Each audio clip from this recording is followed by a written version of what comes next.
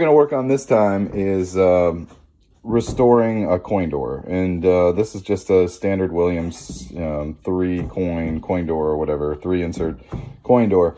This isn't the original one that came with my Twilight Zone project. In fact, the one that I received with my project was like a blank coin door, which I don't see myself ever using. But the big thing on this is to get these kind of specs right here, and I'm going to show you how to do that through this process as well. So the reason I switched it out for 3 instead of 2, because I do actually have another coin door that would be proper for the Twilight Zone, is because a friend of mine who I just recently helped complete his Twilight Zone restoration had a really good idea. Just having clear inserts in here with printouts that sight, sound in mind. It looks really cool. I don't know how to describe it. I'm going to show it to you when we get to that point, but this is what it looks like currently. I'm going to show you how to get it looking a million times better than that.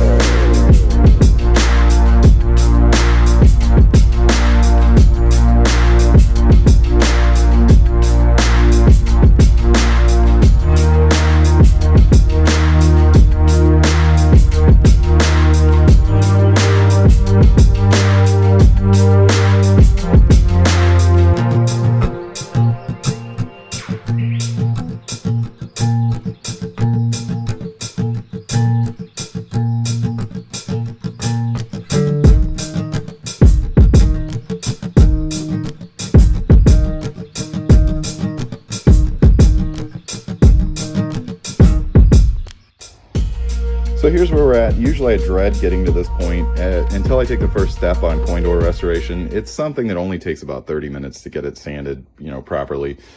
But it always seems like such a big task that I don't want to do. So anyway, getting to this point, I just used my orbital and everything and then touched everything up with 80 grit sandpaper. 80 grit, in my estimation, when you're trying to get stuff off or sand cabinets or whatever, that always seems to be the best one. It just wipes the paint right off. Better than 100, better than 60. 60's too rough in my opinion. 40's way too rough. 80's are pretty good in my opinion. So anyway, you see a little bit of black here, which I could have done a little bit more, but that is as flat as it's practically going to be. Plus, we're using semi-flat black. I guarantee, even if you're looking for it, you're not going to be able to see any of this stuff right here. So we could prime it, but we're not going to even bother doing that because none of the scratches are going to come through anyways. I finished it off with 240. So this is where we're at right now, and next step is we're going to go ahead and paint it. So this is what I use for the base coat on this. This is semi-flat black Krylon. I'm sure you could use matte black or flat black or something like that too, but this, I like this a lot. So anyway, it's hard to find though. I found this on Amazon. Most of the time it's pretty expensive because of the shipping and all that, so I usually order a couple if I can. So here we go. So here we are at this point. We are ready to put the specs, and so we've colored everything on here is semi-flat black, and that's going to go against, I'm just using Rust-Oleum's Painter Touch gloss black. So what I'm going to do is I'm going to barely press this down, and again, this is Bryan Kelley is the one that I know of that came up with this. I'm just copying his technique here, which I think is brilliant. It works really, really well.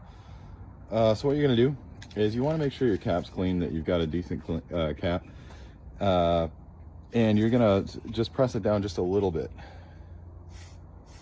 Not enough. See how it just kind of, you get some specks on there. What you want to do is you want to, after doing this for a little bit, you kind of want to throw it at the item a little bit. You don't want to get over it, because what happens is this right here, and then you'll get globs of paint on your project, and that's not what you want. So I'm going to get something to wipe this off with.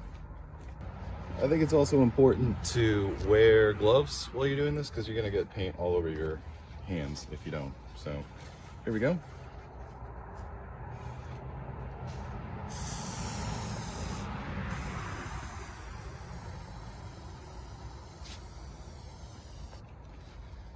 There it is. You can see the difference on this. Well, maybe you can at this angle. I'll give it a better angle after we get done with this, but that actually came out fine. Wipe off the tip of your spray paint after that, because again, you don't want to get globs of this junk on there.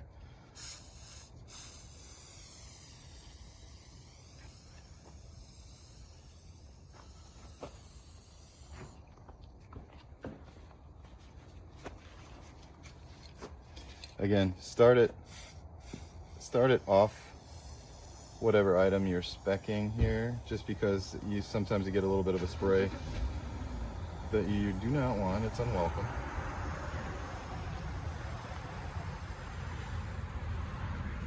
There we go. I'm happy with that. I'll give a better view in just a second. Oops. Sprayed my hand. Good thing I'm wearing gloves.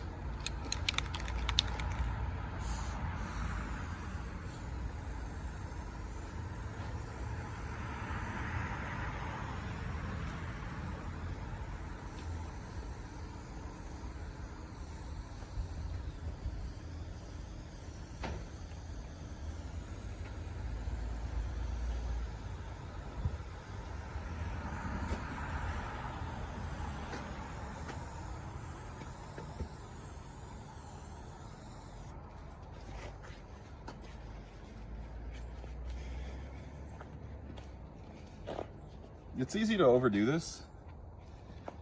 Yeah, I think I did an alright job. It's easy to underdo it too, so find a spot you're comfortable with and stop right there, don't do any more.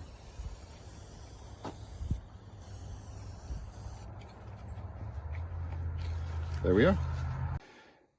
Here's how we came out on the coin door. At the end, this is reassembled.